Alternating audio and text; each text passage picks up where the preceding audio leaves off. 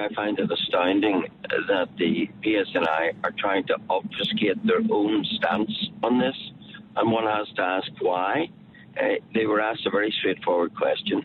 What is the current status in relation to the Provisional IRA Army Council?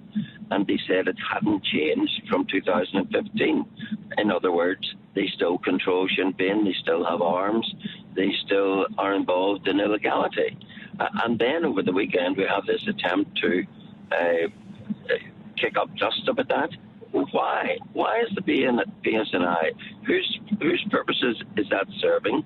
It suggests to me there is a political motivation in trying to ease the pressure, which the realization that the biggest party in government is under the control of an illegal organisation. Let's remind ourselves, the Army Council is an illegal organisation, and there are political consequences, or there should be. It's the position of the biggest political party in Northern Ireland, and they're the biggest political party because they have that size of a massive mandate that the IRA does not exist.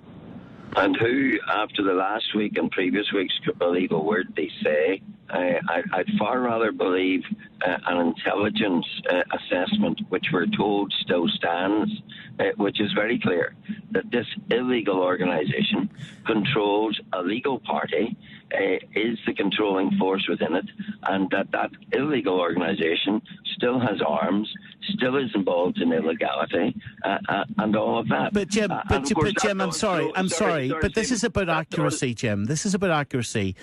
Assistant Chief Constable Davy Beck says it still stands.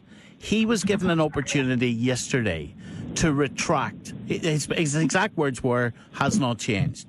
He was given an opportunity yesterday to retract what he told the BBC, to clarify what he told the BBC, and the answer was no comment.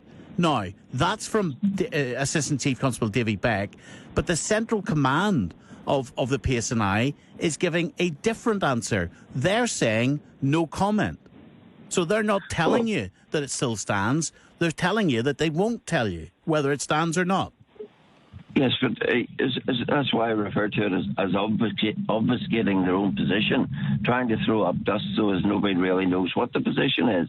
But they were very clear on Friday that the current position hasn't changed from what it has been, and that's in the context of ongoing monitoring. And we all know there's ongoing monitoring, so of course they are in a position to say whether or not the previous assessment still stands, and they've said it does on the basis of ongoing monitoring.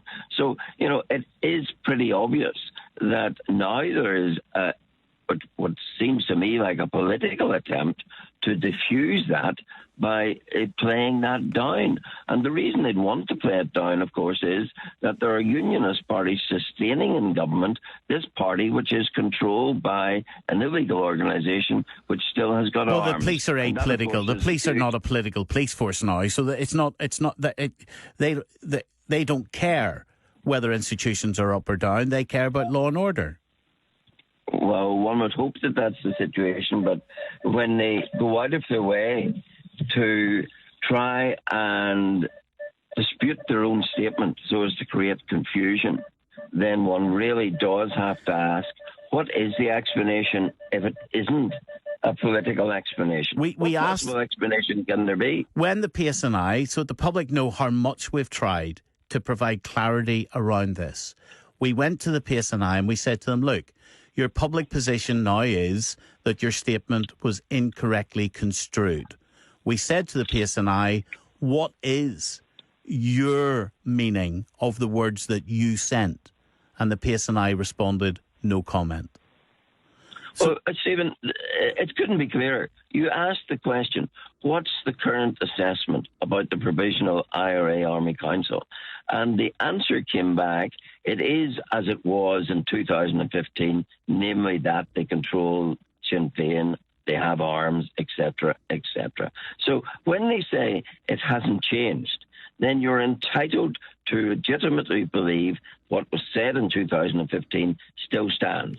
And then they try and say no comment when they're asked, does it still stand?